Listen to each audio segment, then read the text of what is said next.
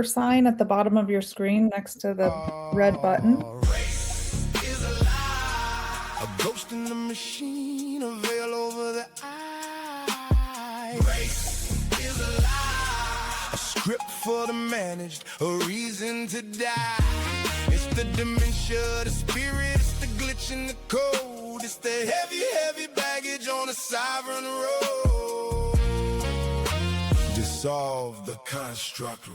Yeah, yeah. It started as a lie, a whisper in the dark, designed to keep the brothers from finding the spark. Father is a soul whose sovereign operating system was no longer whole. It didn't pull that trigger from his fully human place. The construct had the wheel, the construct ran the race. So stop fighting your father and dismantle the disease. If a lawyer wrote the code, the architect holds the keys. What was manufactured can be dismantled.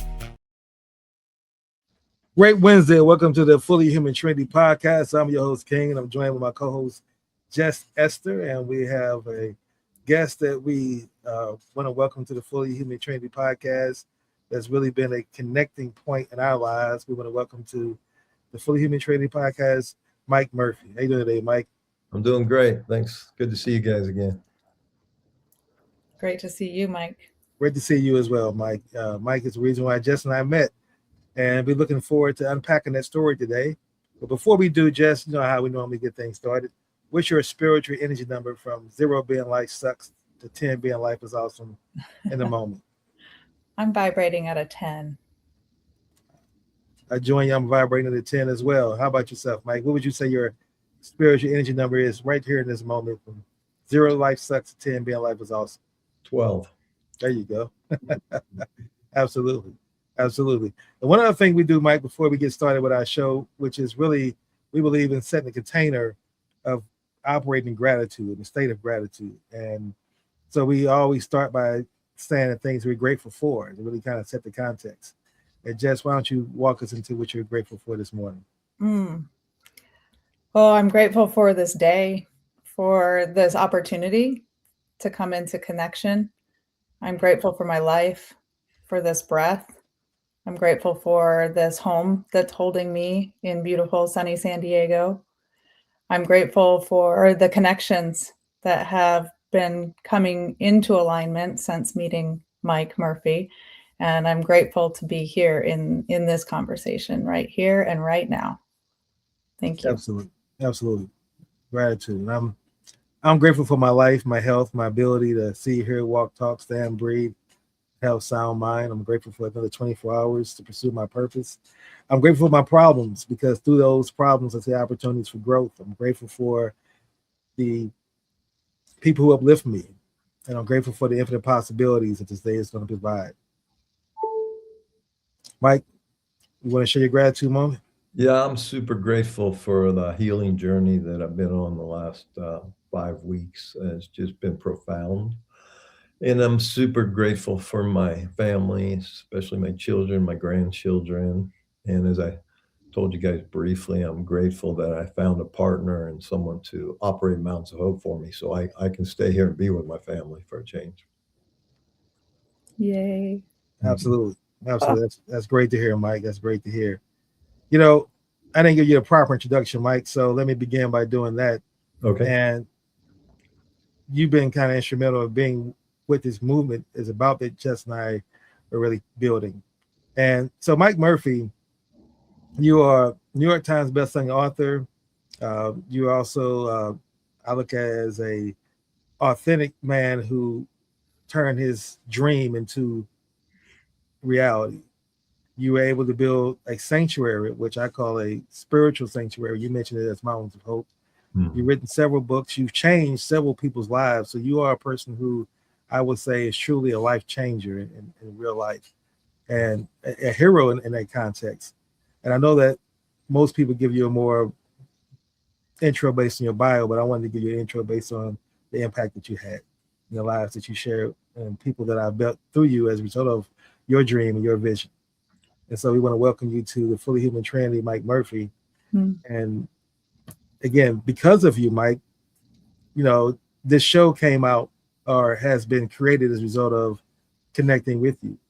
And so I want to share with you initially my connection source, and then Jess is going to share hers, and then we want to get into some questions about you. And everything's based on what we call wreckage to wisdom, where you go through this thunderstorm in your life where you hit rock bottom. And it could be a financial, it could be a health, it could be a relationship, it could be any of those things that put you in a situation where you're forced to either change or die. And that's when you, to me, I call it thunderstorm. And that's where, when you do decide to change, significant things happen in your life and you get propelled and you start to achieve a higher level of consciousness. Mine was coming to Baltimore Wreckage and investing in building a conscious community in Baltimore. Built that up after 30 years of having that dream, raised $1 million, was able to buy 50 properties, had families involved, impacting lives. COVID hit, and then that came coming down. And I blame everyone else but me initially. And when I went through the storm and started the storm, I realized that and I lost my identity as a result. And that's what spurred this Fully Human movement. And when I went to Mountains of Hope, before I went to Mountains of Hope, I read your book, The Creation Frequency. That's what helped me get through that storm. And it was written in such a way, and I had read other books, The Law of Attraction, Stephen R. Covey's 7 Habits of Highly Effective People, which I consider to be my Bible. Of course, Think and Grow Think and Grow Rich, all these type of books. But yours gave really practical advice and steps. And it was really something I need to read. And I received it at a time where I was at my most vulnerable. And so that had me follow you for a while. And I was like, this guy is interesting. There's something about him. Then you had an app. I was able to get access to the app. The app put me through online program, which I took, that was transformational as well, because it had me lay out my intentions and I began to create my intentions, which eventually led to me being able to come to Mountains Hope. So I started following you because of that. So this man's interesting. You say, I'm going to build a sanctuary for my wife, Margot, because of which your wreckage was. And I will give you an opportunity to talk more about that. But as a result, you had built Mountains of Hope. And when I found out you had opened it, I reached out to you. And everything I experienced at Mountains Hope, which was world class, from my initial interaction with your sister and the way she talked to me and how she and I just really build, and she made me feel heard. It wasn't like someone just at a hotel just taking my information and said, okay, bye. It was more of I'm talking to a human person that was happy to have a conversation with me, that was willing to work with me to get me to Mountains of Hope because she knew what it could do for me. And it was everything that she delivered. So that's my wreckage of wisdom story of how I got in contact with you. Initially, the top dot, so to speak, was through the Creation Frequency, and which led me to Mountains of Hope. Beautiful. Yeah, and I also have a similar wreckage to wisdom story in what I was going through when I came to Mountains of Hope. And, I was looking out into my world and connecting with those who were going through a transition or a struggle. As a transition guide, I had a dear friend, Rachel, and she was going through an immense struggle with her cancer journey and invited me into that world. And she was looking for complementary services. She was looking for alternative care on her way to Colombia. And her connection with Mountains of Hope with you, Mike, was like a true soul-led connection. And so I was fully listening to her when she said, Mike Murphy, and he's got an organization that helps people through this journey, and he's offering this complementary opportunity, which is Creation Frequency. And that's what got me. And just being able to be near her as she went through that healing at Mountains of Hope, and then witnessing her come through that and be able to have a year of fully living. And then she and I got even closer through that journey, and I was inspired to come to Mountains of Hope to have that experience for myself. And it really fully prepared me for a death I didn't know what was coming. Yes. And that was the death of my father that just recently happened. And then in being fully human and holding each other with reciprocity, we never know when we're going to need that handout. And I quickly became the one reaching my hand up to get that support from Rachel. And she brought me into her space. And during that time, she really went deep into another wreckage moment where she was coming back into a new level of intensity. And really, our journey together has been so profound that now she and I are fully connected and moving forward. And in this circle here with King, and coming back to you, Mike, where it all began and the creation frequency that pulled us all together. So I am like deeply, humbly grateful for the journey and for everything I'm learning in having this connection. Yeah, life is a trip, isn't it? And it reminds me of a movie, I think it was called Silver Linings Playbook or something like that. But there's a silver lining in every tragedy. We just have to stay present and it will appear. Because that's the way life works. It's duality. And so it's good and evil, but through every tragedy, there's going to be a triumph if we can just stay with it. Yeah. Absolutely. Mike, you've been on Larry King Live for your books. You've been interviewed. You've been talking on stage to a lot of people. But I'm curious to talk about Wreckage to Wisdom. What has been your Wreckage to Wisdom story you would want to share with individuals that kind of help put you on the track of creation frequency and vibrating at that space to understand that? Well, I've had a lot of, I feel like I've had a half a dozen different lifetimes, but I grew up with an alcoholic father in a very difficult home. And it was so painful that at 14 years old, I got on a bus in Cincinnati, Ohio, and I got off 100 miles south in Lexington, Kentucky. I mean, that's how much pain I was in.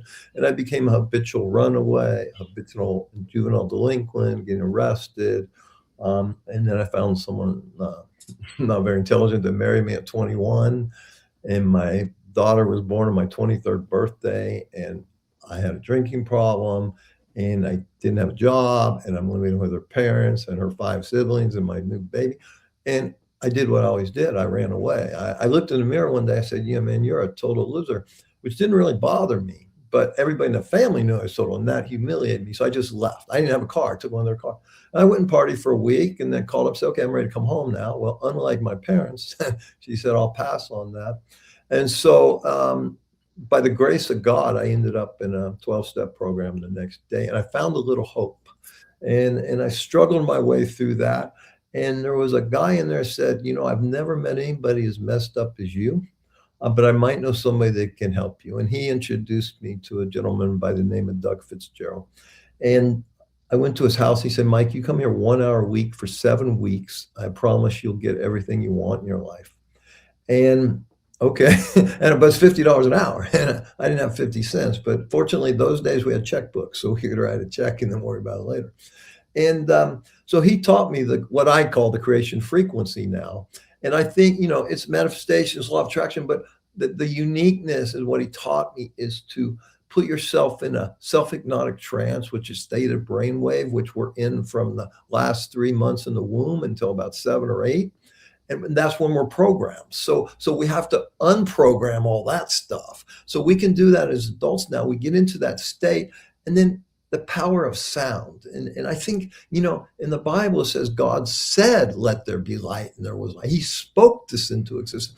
And, everything is energy, vibration, and frequency. And sound is one of the most powerful because it goes into the field of infinite possibilities where it links up with like-minded thoughts and energies and things appear. It's just a faster, easier way to manifest. And so we worked out 6 intentions. Number 1, he said, "What do you want most in your life?" I said, "I want to reunite with my wife and my daughter." She is now 2 years old. My ex-wife hates my guts. And so he goes, "Okay, let's write it." But he said, "Listen, there's no difference between imagination and reality. So we're going to write it as if it already exists." So I start writing. Lisa and I are so happily married. Our daughter, Michelle, thrives. And I'm thinking, man, this is weird. This is strange. But I just got a little glimmer of hope, and I kept going. And, at the end of 6 weeks, we had 6 intentions. And week 7 was the magic sauce. We sit at his kitchen table. He brought out a boom box. He put in theta brainwave music. He handed me a microphone attached to a tape recorder with a black cassette. And then he handed me a relaxation script to help me get into that self-hypnotic trance. And then I read my 6 intentions. And I read the relaxation script, the 6, and I left there 7 weeks later, $350 poor, with a tape with the recordings. And he said, now here's the important thing. When you're first awake, you're coming out of delta, theta, alpha. So you need to listen right away. And at night, same thing. You're going from beta to alpha to theta. So listen last thing. And I wasn't religious with listening to it. But guess what? One of the intentions was to own my own business. Now I'm $60,000 in debt. I have no credit but bad credit. I'm living on someone's couch. And 4 months later, I'm a partner in my own restaurant. And 2 years later, she calls me up and asks me to take her to a Christmas party. She didn't have a date. We get remarried. We have 3 more beautiful children. I'm a car salesman. I manifest owning dealerships. I become very wealthy, very successful.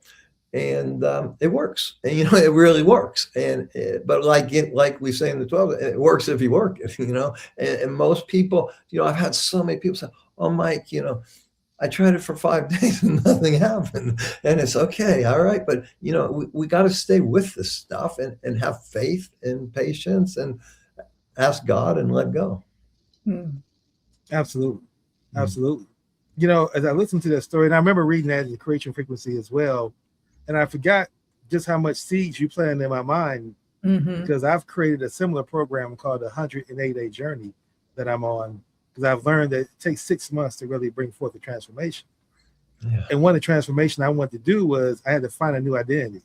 Because like I said, I literally lost my identity as a result of what happened in Baltimore. And what I mean by that is I was raised believing my identity was my race. And I built this whole movement to empower my people and my race. And again, I had reached some level of success with it.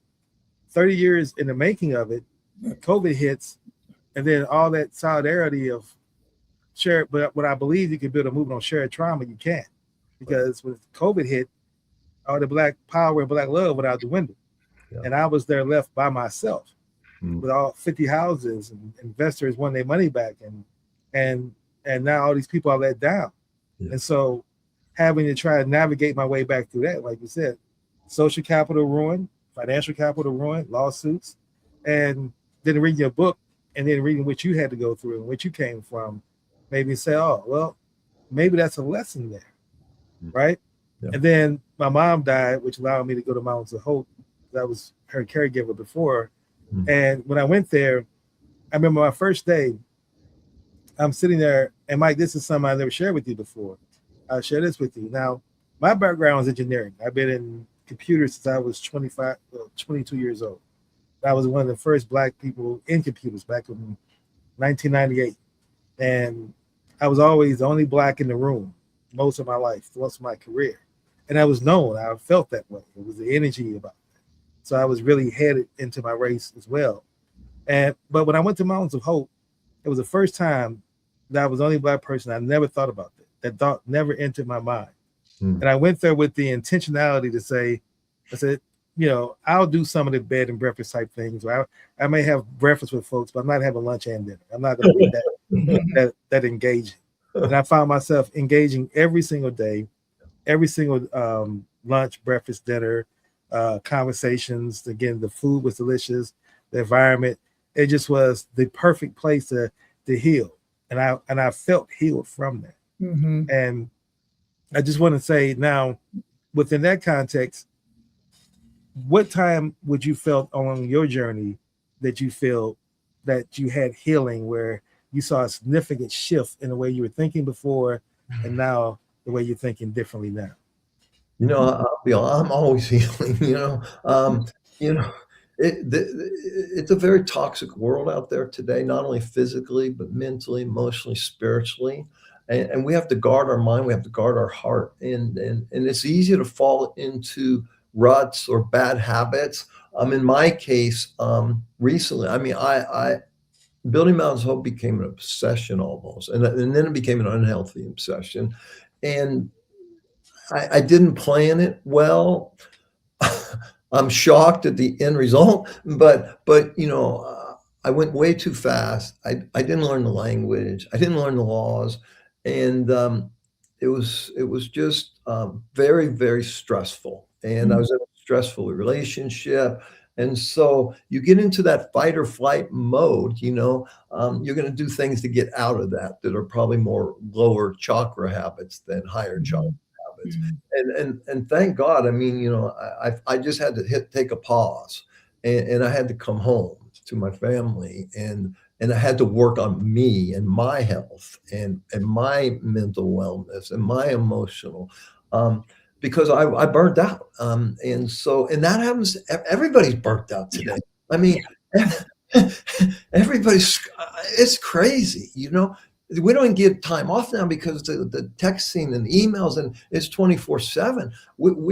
I have a commitment now. This thing and my iPads, 8 to 6. That's it. Okay. I'm sorry, world, but I have to take care of myself. And if we don't, boy, Yeah. it's so easy to get run over in this world right now. And I see a significant shift actually happening. And the shift is going to be super positive for some and not so good for others. So I think it's really, really important, that we get in touch with who we really are. And you mentioned being Black, right? Listen, we're not our bodies. We're not our thoughts. We are eternal, timeless consciousness, and we are spirit. I'm doing truth is always changing for me. And so I used to think, the soul, and I have a new perspective on the soul now, but it's the spirit. It's the spirit that moves us and drives us. And it's a field of infinite possibility where we tap into the spirit and perhaps the Holy Spirit, and then we just flow with life. Yeah. Your spirit really speaks many lived experiences, Mike. Like you've been a multimillionaire, and then we come to the table and sit with you and break bread with you at Mountains of Hope and feel this inclusion. You really have from your lived experiences, you bring that spirit to the table, and it's just that creation frequency harmonics that comes from that space. Yeah. Yeah. I mean, listen, I've been blessed in so many ways. It's laughable. Okay. I have more flaws than probably anybody. I've probably made more mistakes than 95% of people watching it, but I've also probably done a lot of good more than 95% of people. So Yeah. it's almost like a bipolar existence. But what I'm experiencing now is so profound. Jesus talks about the peace that passes all understanding. And it's really becoming congruent. Maslow talks about, getting into the higher self, out of the low. Once you got what you need, then you need to expand into consciousness. And wow, if people could get this, it's freedom. I have had no fear of death probably forever, but definitely after watching my wife pass and assisting her, definitely no fear. In fact, I was looking forward to it. I really didn't care about being here in body. I would have preferred to have left, but I had this because of the Love for Margot Foundation that precluded the Mountains of Hope. That's the women that gave me the courage. That's the woman that say, "Hey, man, you got to do something." Okay. And so but I've been blessed so many times, and continue to be blessed, because I'm open to it. And I ask for wisdom, and I believe in it. So it's that. Yeah. Yeah. And I think that the reflection and the common thread that we have here is that is what I identify as fully human. Mm-hmm. Mm-hmm. And for King to actually be able to bring voice to it. Yeah. To say, when I sat at that table, I was seen and heard. I actually remember King's voice the first time we sat down. He was like, oh, like we're all going to eat together. And then he goes, oh, we're going to break bread. And that meant something. Yeah. Like, yeah. The community there and the experience there is, well, first of all, I saw so many people heal, so many people you would never think would heal. And there's a difference between being cured and healing, right? Mhm. And so what I saw, listen, we're really good at getting the toxicity, the heavy metals, the parasite out of the body. We're really good at that. And we're really, really good at the nutrition. We grow 120 different fruits and vegetables in the purest soil, no fertilizers, no chemicals. And we're really, really good with working with the mindset, the limiting beliefs. And we try to gently nudge people out of their head and back into their heart. And we're good at, healing that, childhood trauma, shadow work, whatever, and getting people to live from here and open that and heal. But the other powerful thing that I saw is people connected to their spirit.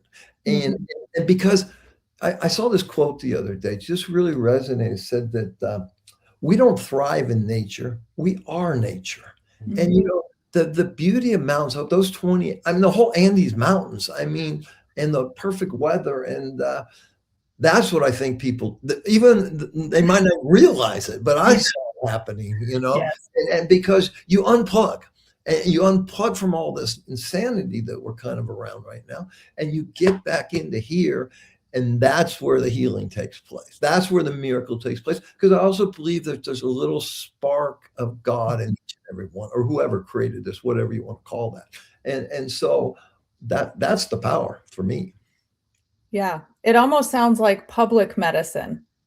Like all these connections, it's understanding that we are the nature and that we're in connection with nature, and we're in connection with all these beings who are also nature. And so that's the medicine. It's like we are the medicine and we are creating this regenerative flow. And you mentioned your experience with Rachel and now King. There's so many people now in that community, and it's just. And we treat the whole organism, the physical, the mental, the emotional, the spiritual. And here in the West, it's kind of embarrassing, actually. Mike, I want to speak to a little bit about that as well, because I look at everything, as it comes from perspectives. And as I said before, you truly changed my life. It's been three main, I call transitions in my life that I can think of. Each have come from a storm. But this last transition I'm in now, I call myself the fourth quarter of my life. There you go. That I'm seeing myself as fully human. And that's a major shift from spending 35 years where my identity was my race, because I didn't graduate from high school. And reading Malcolm X's autobiography gave me purpose. So race was baked in there. And I really took that on as identity. And now shifting to the identity of being fully human, as Jess said, and realizing, because we agreed within the fully human movement, and you have planted seeds, there's 4 agreements, which is number 1, energy is everything and everything is energy. Number 2, energy is in a constant state of motion. It's either increase or decrease. Number 3, we focus on the increase. And number 4, we identify as fully human, not by race, gender, sexual orientation, ethnicity, religion, culture, trauma, or any of these divisive things the construct tells us that separates us. And in being that way, to your point, and it's funny, you talked about harmony and everything. So since I've been on this journey and writing about it, I'm writing a book called Think and Grow Free. I'm talking, you let yourself get creative liberation. I've created songs. You've heard as the intro, one of the songs, Race is Alive. Ironically, Jess and I, being from a skin suit context, people see black man, white woman. But when they hear us, they see 2 energy beings coming together. Are you guys a couple now? No. Well, a couple in a partnership of building a co-creator. I'm sorry to interrupt. Go ahead. No, we get the joke. But here's what I'm curious about, and this why, because Jess and I both have our networks that we're kind of building together to form this fully human movement.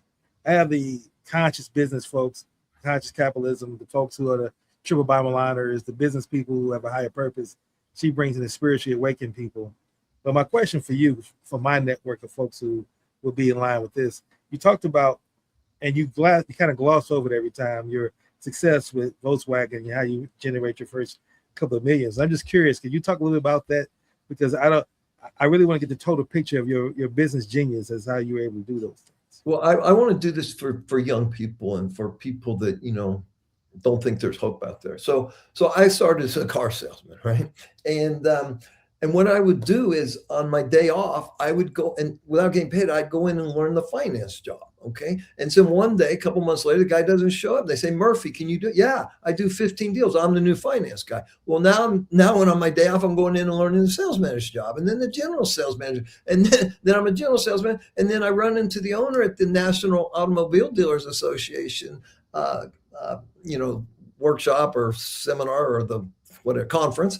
And he says, what are you doing here? I said, well, I'm going to be a dealer. This is where dealers are. I have to learn what they do. Right. And I got very, very good at, well, I was a hard worker and I didn't drink, I didn't smoke, I didn't do nothing. And maybe I just was lucky, I guess, and found the right opportunities. And people say, hey, man, a guy calls me up. He says, hey, my dealership's in bankruptcy. If you get us out, I'll give you 25%. Okay. And I mean, I probably took a 30% pay cut to go do that, but I got him out of bankruptcy. Now I got ownership and now I'm a dealer of record with General Motors. And and then another guy calls and another guy calls. And then finally I found a guy, the first 25% things didn't work out too good because when you're a minority owner, you don't have a lot of leverage. But the next guy says, Mike, come on, I'll give you 25%. I go, and he had a couple, I said, no, Bill, I'm 0 for 2, 25%. He goes, okay, find one. We'll go 50-50. And so, but honest to God, I mean, I work hard. I always treated their money better than I would treat my own money. I always worked harder for them than I would have worked for myself. I always gave twice as much as they expected. And I'll tell you why. When I was 10 or 11 years old, I had a tough father. Okay. And so, he's hung over watching baseball or whatever. And he goes, go clean the garage. Well, I'm not in the best mood. So I do a half-assed job cleaning the garage. He comes out to, God damn it, if you're going to do something, you do it right or you don't do it all. But you know what? That was the greatest gift I was ever given. And so that's how that principle, and if you have that principle, and also, I left school in the 8th grade. And what's fascinating to me about that is nobody loves to learn more than me. But I didn't want to learn their stuff, okay?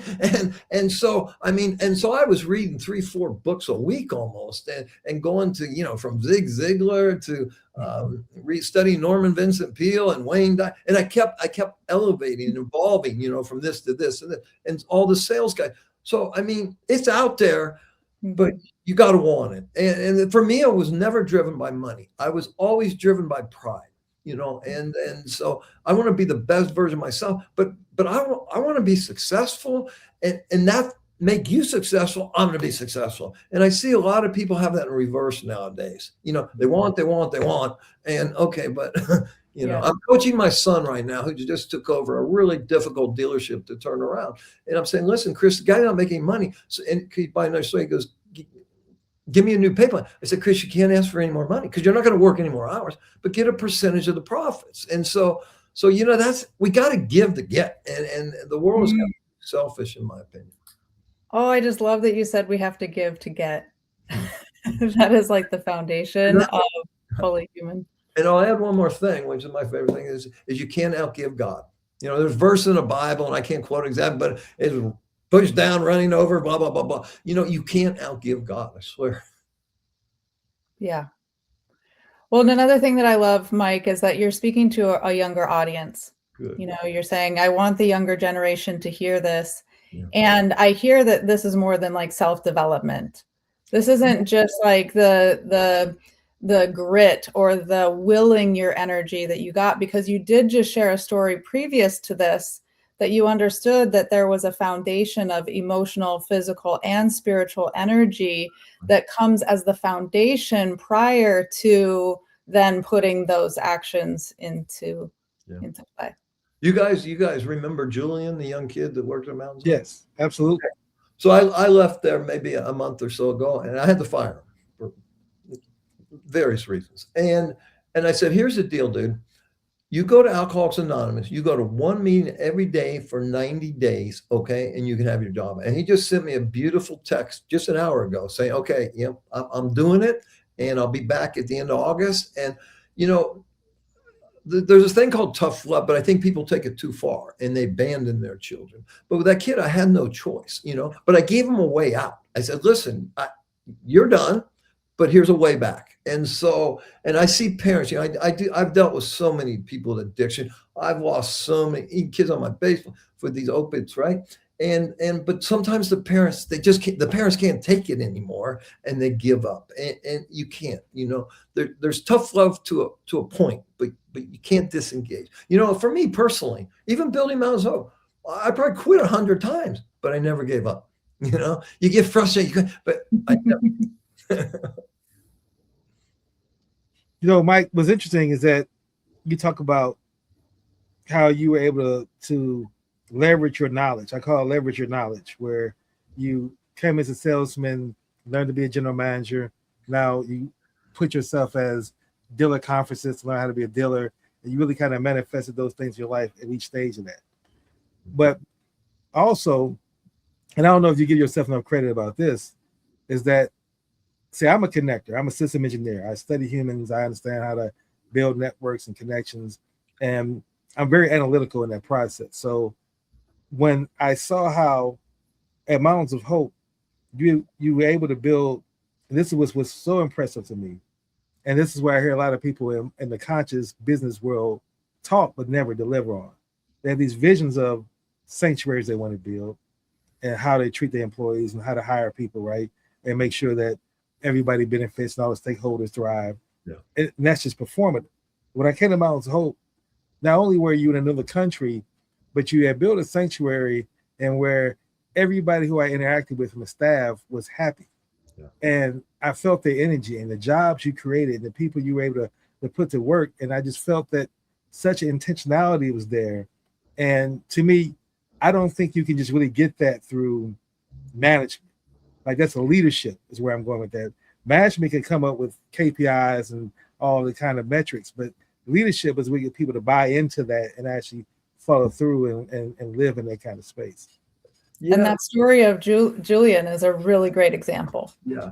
You say I don't give myself enough credit. I really don't believe I just feel I'm blessed, and this stuff just shows up in my life. And I will tell you this, that, when I was running, I started in the restaurant business for 10 years, and then 40 in the car dealership, and then building Mountains Hope. And so, but here's the way I would tell everybody: I don't care if you're the guy washing the cars. I don't care if you're the office manager. We're all the same. I work for you. Okay, I'm here for you. And so when you have that kind of attitude, and I want you to make more money. Okay. And because when people get a taste of pride, that's what happens there. They get a taste of pride. They see people like you come there. They see what's going on. They see the healing, and they feel good. I mean, it's just a beautiful experience. And we're dealing with, healing, which is a deep subject. And so, and of course, they work in a beautiful place, and and we give them all kinds of extra benefits. And so I don't believe I'm better than anybody on this planet. Okay. So I mean, to me, we're all the same. We're all connected. And the better you do, the better I'm going to do. But also, if you're suffering, I'm suffering. I can control my individual consciousness, but there's a collective consciousness that we're all tied into. Eckhart Tolle called it the pain body, and then the collective pain body, or something like that. Mm-hmm. And listen, man, and one of my favorite teachers was Byron Katie. And she said, I only keep doing this work because as one person thinks they're suffering, which they're just thinking it, and they can change that. But but there's so much suffering in today's world. And so that's what drives me, honestly. Yeah. You transfer wreckage to wisdom. So Jess, it specializes in doing grief work. Mm-hmm. So Jess, why don't you talk a little bit about some of the grief work you're doing and how that fits in what Mike has shown his emergence throughout life. Yeah, I mean, Mike, you really brought together the beautiful space of healing. I think anytime that you create a healing center, that's the magnet, right? Is who actually needs healing? Oh, those who are in suffering. And what does suffering need? It needs safe spaces to be held for that grief to process. Yes. I know that's so true for myself as I've been guiding processes of loss and understanding that grief is something that we don't get through, that grief is something we carry. And it's something that we build a relationship with. And it's something that we expand with so that we can hold our grief, that tether to that love connection, to that love for Margot that is always there. And that like inspires the gratitude. It inspires the life. It inspires the movement forward. And so for me to just step into that space, that magnet, and do that work for myself, I feel like it was that detox, that being loved, that being held, that drinking the cacao, the having the time by myself to actually come out of the construct. I feel like that was my own preparation to then be able to sit more deeply in spaces of grief and not try to fix or change it, but actually just open and keep opening. And the more I open, it feels like this drain of like, oh, now it can flow. Now the love can come through.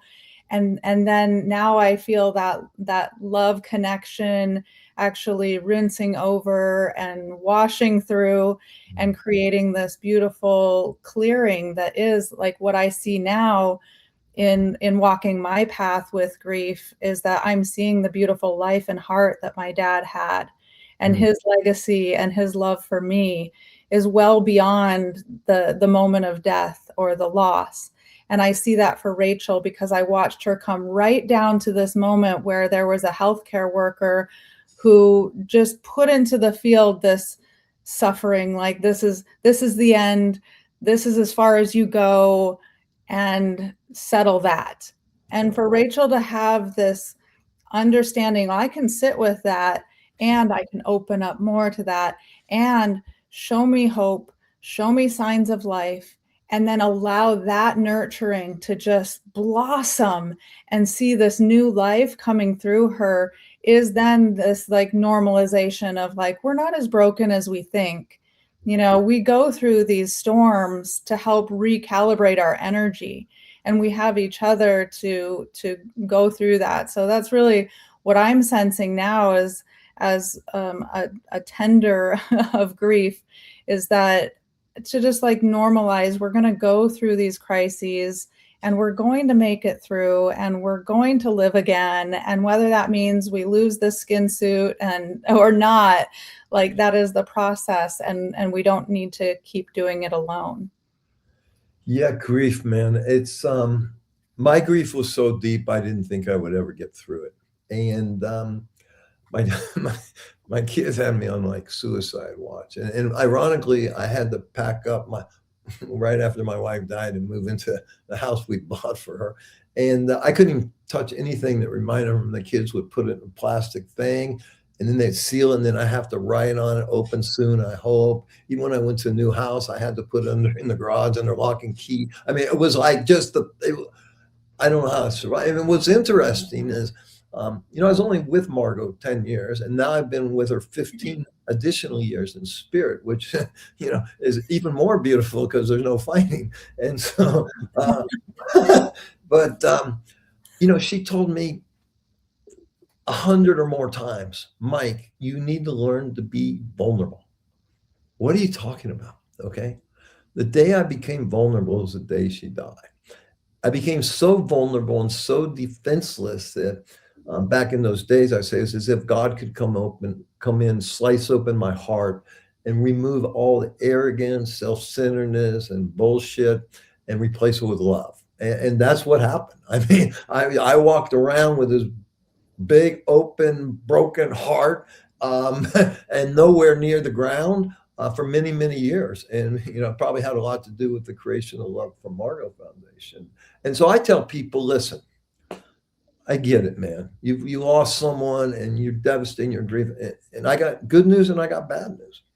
And the bad news is that the life will never be the same. Christmas will never be the same. Birthday will never be the same.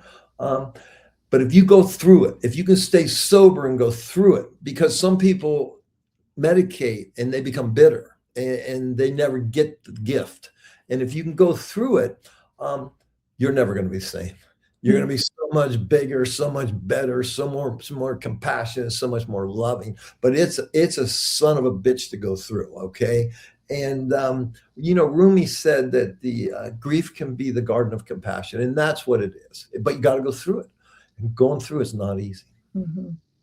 Yeah, that lived experience definitely shows at the Mountains of Hope, because when I got there, like that soil had already been cultivated by you and by Margot. For sure. And unbeknownst to you, Mike, well, you know this part, that when you come there, it's a tradition that you have a labyrinth out front of the place.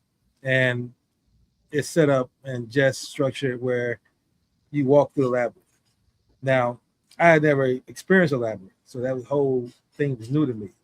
And I remember her explaining to me what's required, and I'm thinking like, okay, you walk to the center and then you just walk back out. I didn't realize you walk the path back out, right? You can't step over a stone. Yeah. And the intentionality, as you know, of walking through it, it takes roughly about anywhere between 20 to 30 minutes. You're not timing it, but you do it your own journey. And what moved me was Pam and Angela, and Angie, both agreed to walk the journey with me in addition to Jess. And I didn't really know them at all. Mm-hmm. But they were willing to walk that patient path behind me for at least 25, 30 minutes of solitude and quietness, and have that moment with me. And they're both dealing with their own thunderstorm, right? So it's not like they were there and they're just on vacation. Right. They're there dealing with their grief, their thunderstorm. They were able to put that aside, share that moment of walking through the labyrinth with me, and then walk back out with me, which was really about 45 minutes in total silence and just sharing that connectedness, that quantum entanglement. Yeah. And that's what I'm saying, that all the intentionality I experienced there, you led there, or you as a leader brought there. But I'm curious, because you talked about the love of Margot Foundation. That's why I'll lead to this question. What inspired you to want to say, I'm going to create a foundation, and then start doing some of the work you were doing with the women in Oakland and helping them, just not from a profit standpoint, but just really living that service mindset? Yeah, it was, maybe she'd only been gone 3 or 4 weeks, and a good friend of mine calls me up. He said, "Hey, Mike, my sister-in-law is moving down here from, I think it was Montana or Wyoming. She has stage 4 breast cancer. She's 38, the same age that Margot passed at, and she has 3 children. Can you help her find an oncologist?" And so Margot and I only spent the last month or 2 of her life in Northern California. So our oncologist was fairly new. And so I took her there, and of course he ordered a bunch of tests, which she just had 2 weeks ago in Wyoming, but that's another subject. And so I went with her. I had nothing to do because I was a full-time caretaker. So, I mean, let's go.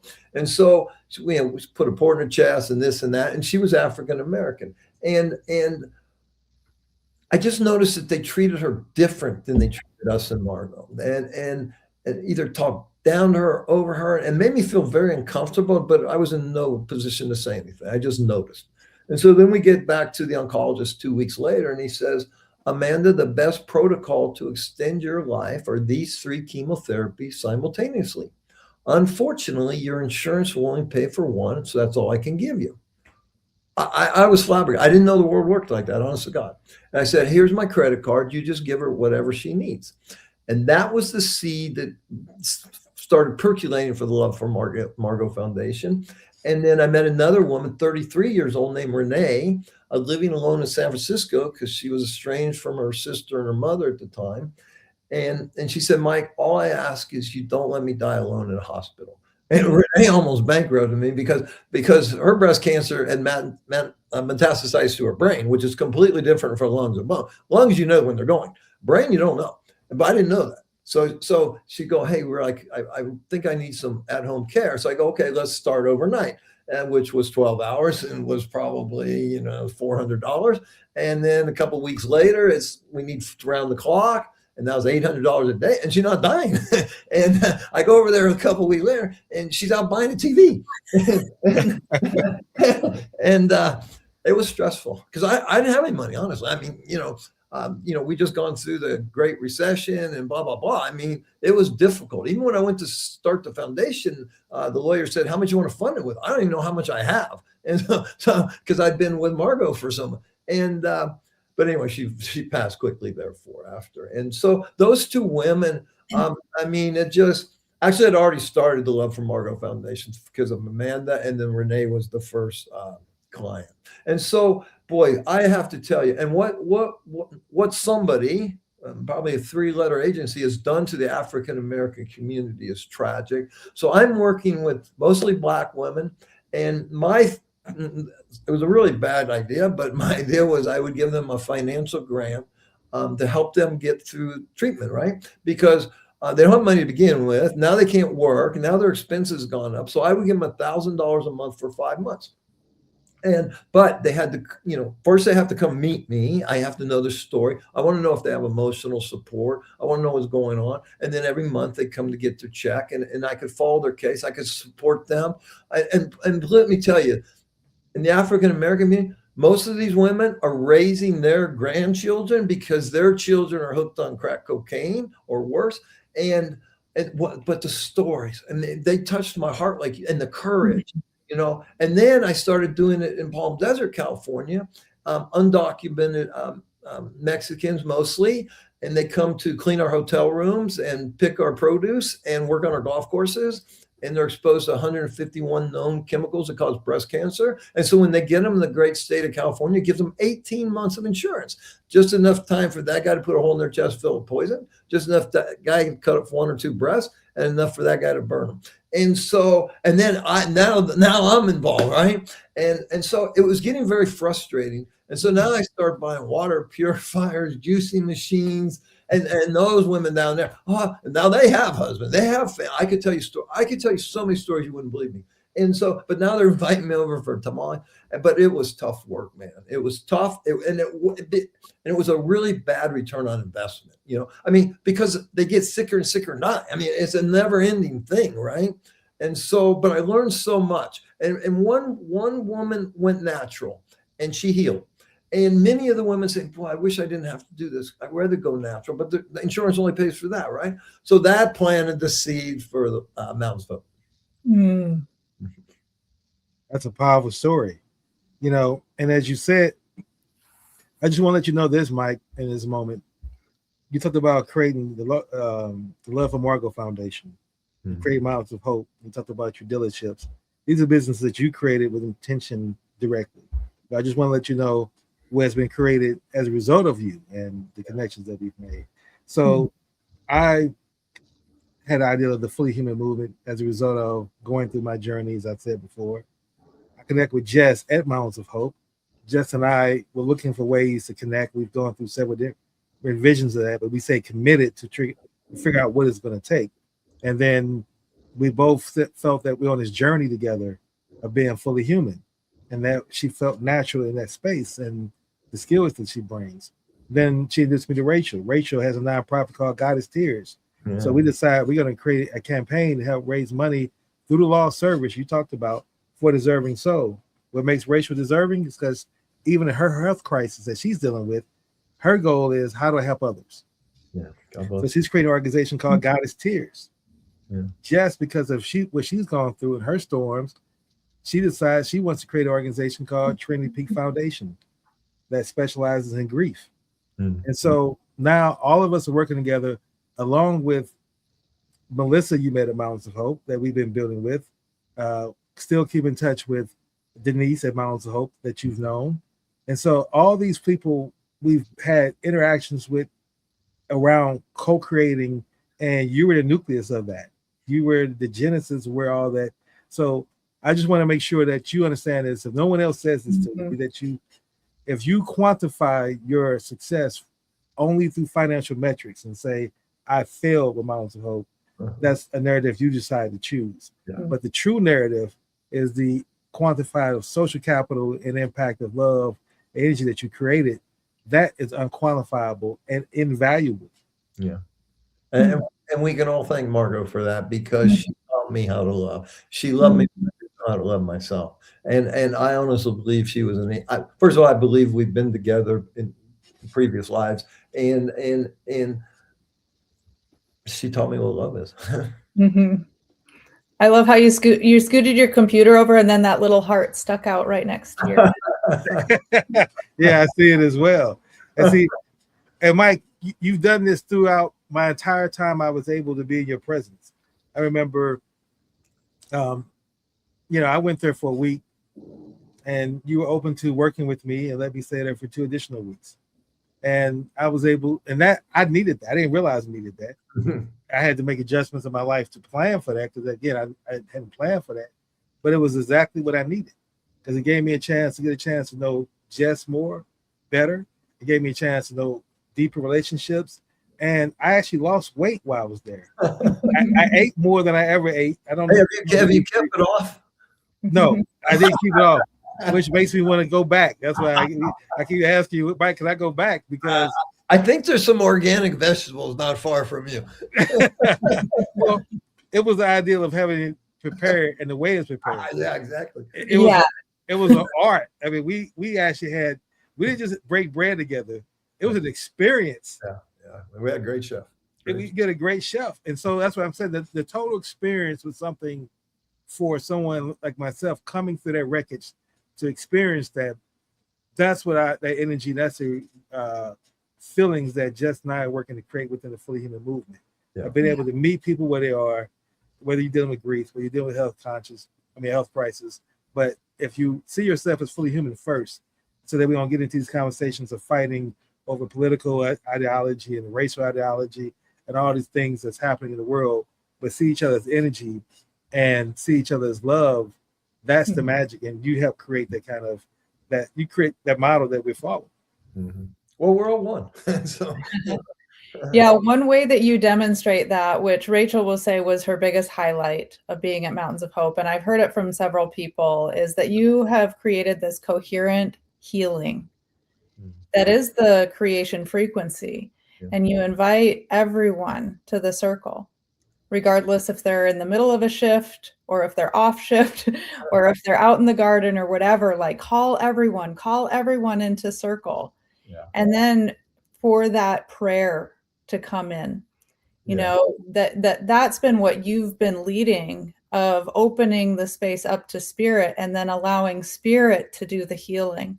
Yeah. And it's such a profound impact. And I know you've talked a little bit about like the impact of prayer and the power of prayer, and you tapped into it just a little bit in our last conversation. So I'd love to hear a little bit about that. I think one of the biggest things I did to propel my life, one, I quit drinking. You know, I'm going back in 1928. I was working in a dealership, and I had a problem primarily with cocaine. And I was their top salesman. I worked 3 weeks.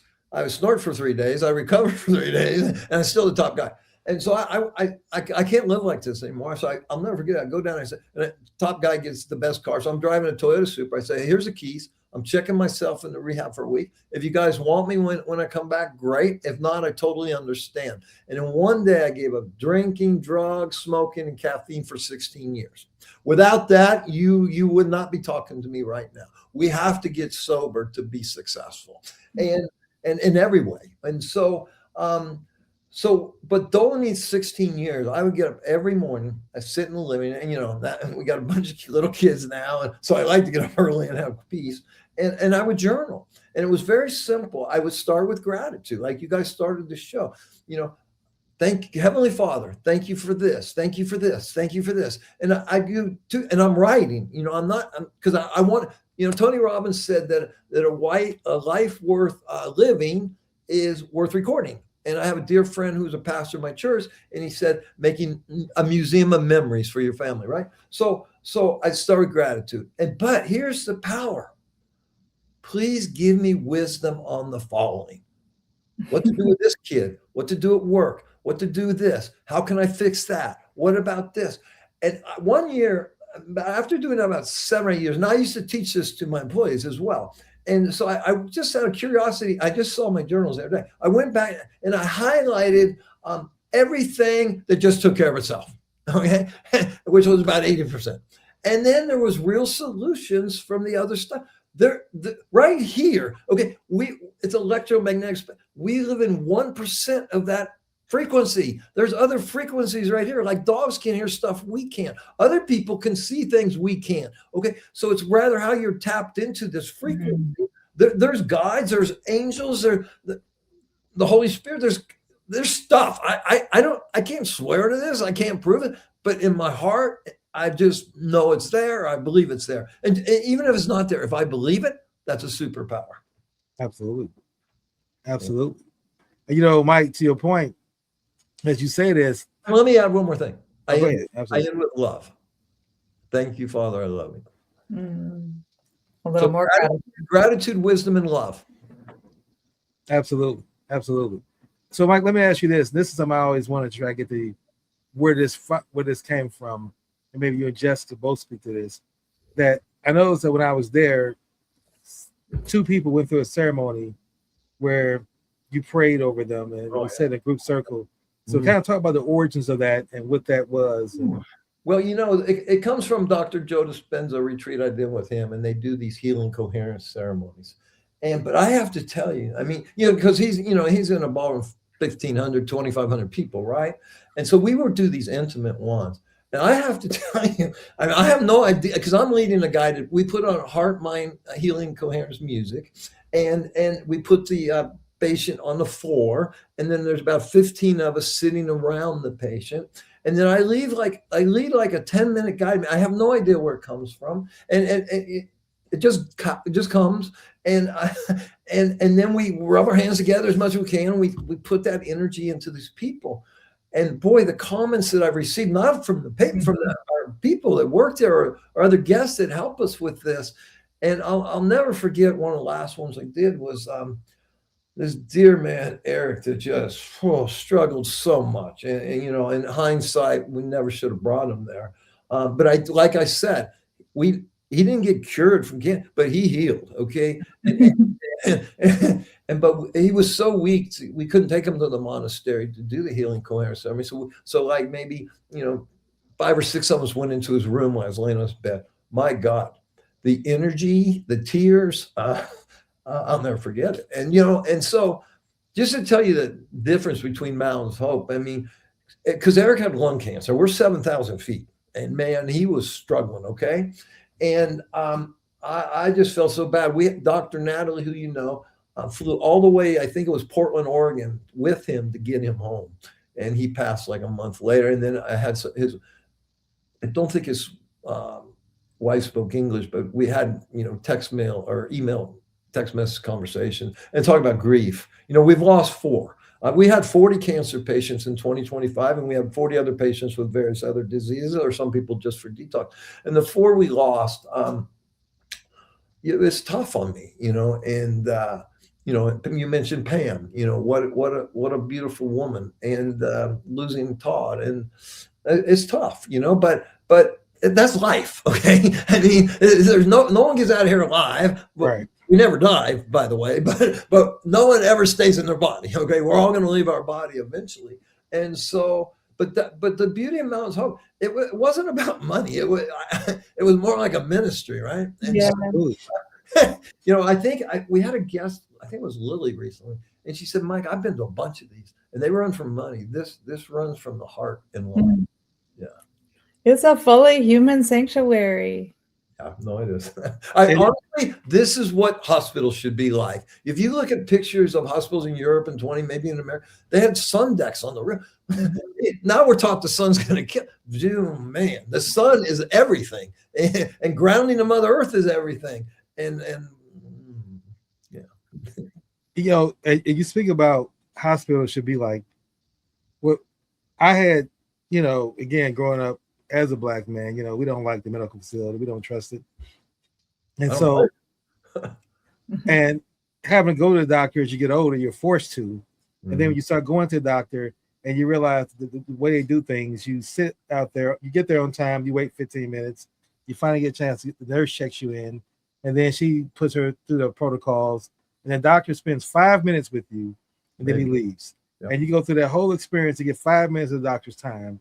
And he's just reading you off like a checklist. There's no endearing connection. And then when I go to Mountains of Hope, I sit with doctors who talk to me for a whole hour. Yeah. I didn't know I mean, and really listened to me and told me about myself and connected with me and made me feel again seen and heard.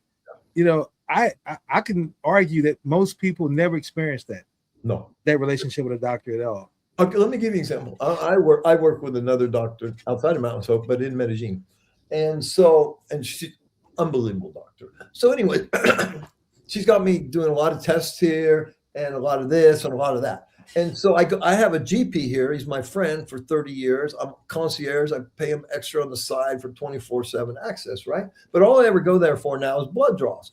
But I just go, hey, look, doc, look at this. What do you think? Boom, boom, boom, boom. Mike, this is over my pay grade. Not a clue. They're not trained. They're not trained about nutrition. They're not trained about energy. It's symptom, prescription, boom. And they never look for parasites. Parasites have killed more humans than all the wars combined, and no one pays attention. So I mean, it's unfortunate, but this started 100 years ago when Rockefeller took over the medicine. Everything else was quackery because he had to sell all his oil. And now we're controlled by big pharma. The third leading cause of death in America, heart disease, 1 out of 2 people, cancer, 1 out of 2. The third leading cause of death is death by doctor and big pharma. Hmm. It's broken. It's broken. And we spend $5 trillion. I think we rank 47th in the world. And no one has spent we spend $5 trillion. Oh my God. Well, Mike, again, near the top of the hour, we definitely appreciate your time. We want to give you an opportunity to share this with you, that again, from your creation, your love, your willingness to turn your wreckage into wisdom, you sprung this fully human movement that we're building. And what I left out earlier was that now I actually use AI. My background was technology. I've really leaned heavily in the last 2 years, really into AI and really understanding how to use it as a way to build business and networks. And as a result, I'm able to create these songs. You talked about frequency. Yeah. I actually create these songs. You heard a part of it at the beginning, where I'm saying race is a lie. And that's what Jess and I are really building to show folks that we're not saying that race is a lie because we're saying this is just a post-racial world. We're saying race never existed at all. Exactly. And because you believe in that, it's preventing you from being able to make great connections, and it's stopping your creative liberation from growing. And so you talked about what you're building with a prayer for 5 times a day. We love to look at ways that we can continue to keep these connecting dots with you going forward, that we can build and support what you're doing. Because again, we both know how instrumental you've been in our lives and the people's lives that we're building with as well. Yeah, well, whatever I can do to serve you, I'm happy to. Maybe you could create a song that would be "Cancer is a Lie." Well, cancer treatment might be a lie. And what is cancer? Okay, all it is I believe that parasites or fungi or mold get into the cell and affect the mitochondria and turn a switch. So now that cancer cell is mutated and refuses to die, and we just got to detox that out of there, and we can heal. So yeah, it just needs a little grief work, a little emotional support. I'm all for it. Yeah, thank you so much. With this movement we're building, we'd love to have you on anytime you want to share your message. We want to contribute with you and spread the word about the prayer for 5 minutes a day. Yeah, I mean, I'm so can I talk about it real quick? Absolutely. Definitely. Okay, so when Margot was dying,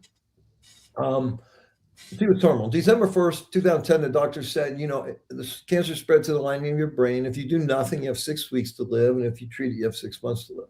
And so I created a website called Send Margot Love.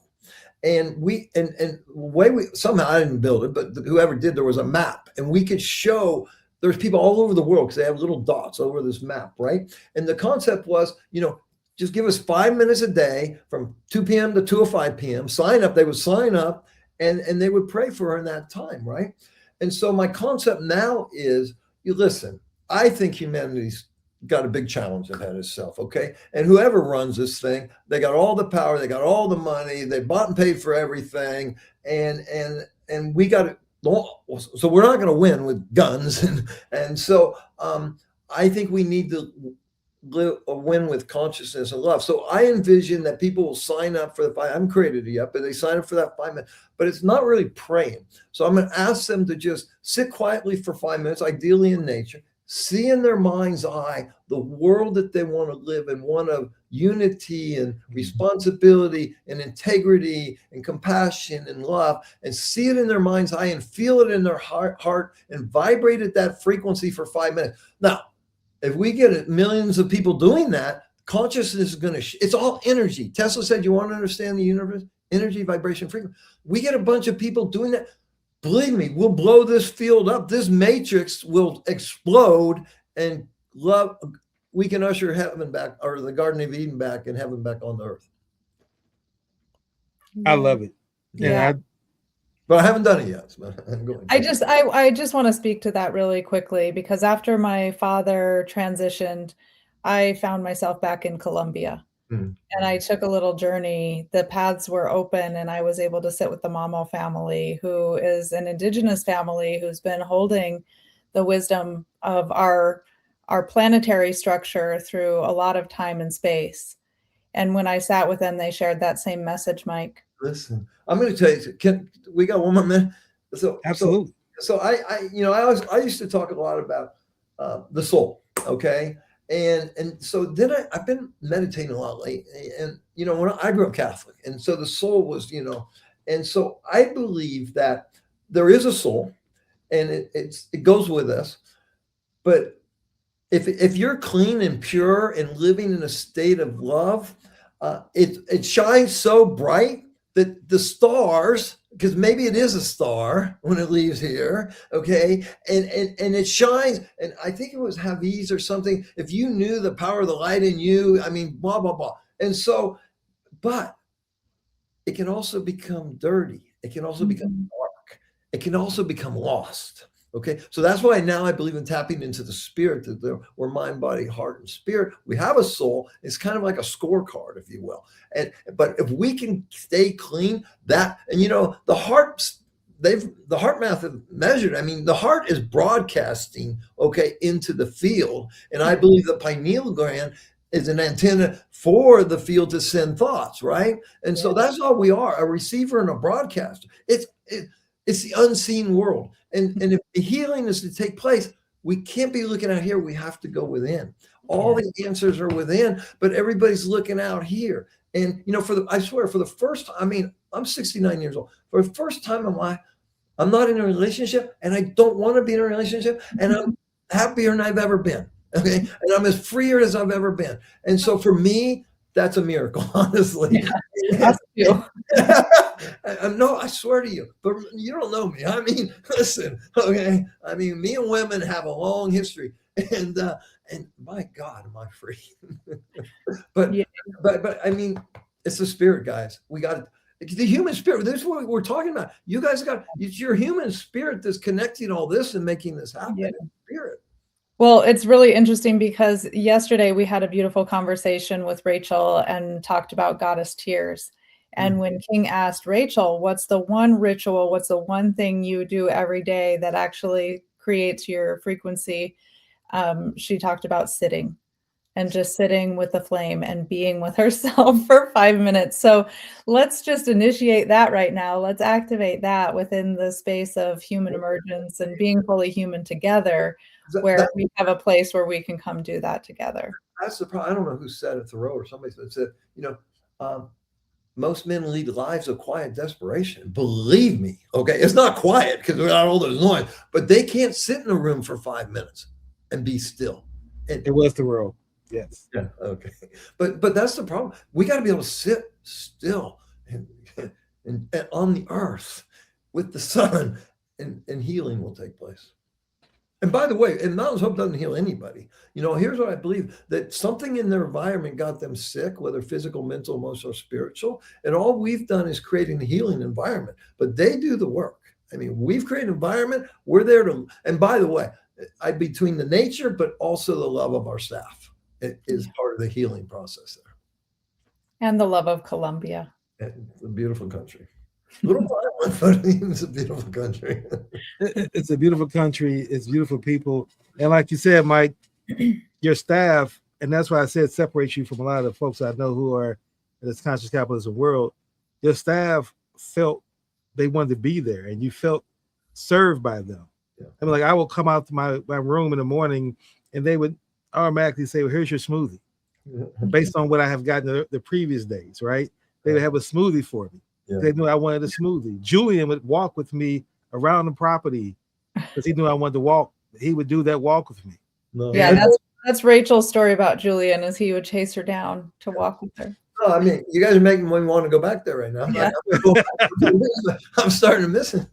Well, you have me missing it, but like I said, Jess and I definitely want to help create a world where what you want to do and get your message out to the world, we want to be Great.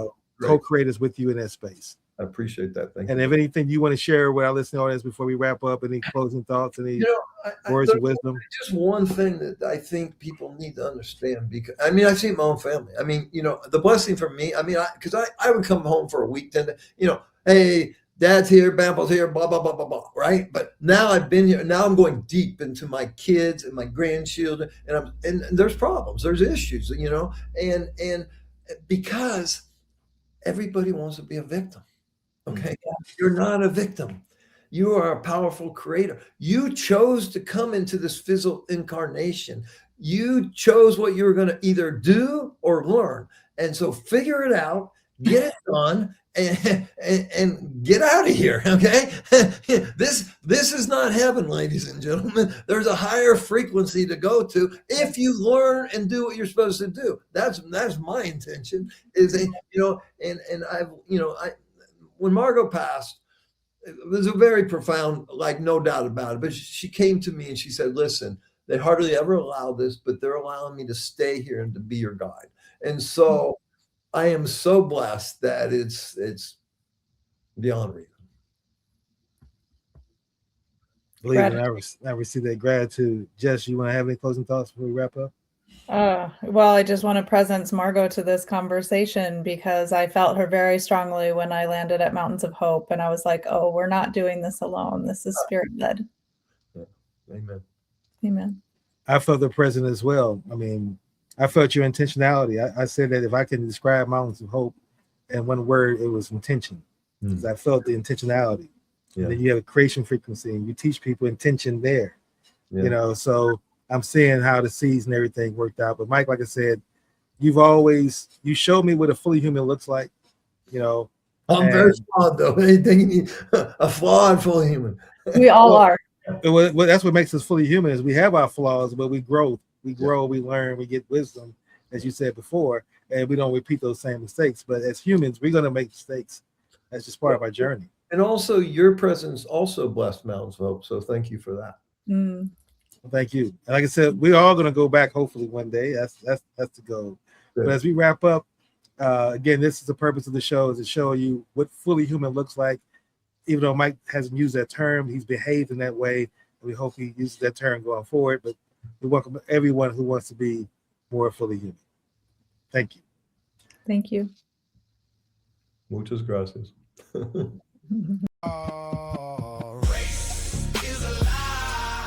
Ghost in the machine, a veil over the eye. Race is a lie, a script for the managed, a reason to die. It's the dementia, the spirit, it's the glitch in the code. It's the heavy baggage on a sovereign road. Dissolve the construct. Yes, yeah. It started as a lie, a whisper in the dark, designed to keep the brothers from finding the spark. Father is a soul whose sovereign operating system was no longer whole. He didn't pull that trigger from his fully human place. The construct had the wheel, the construct ran the race.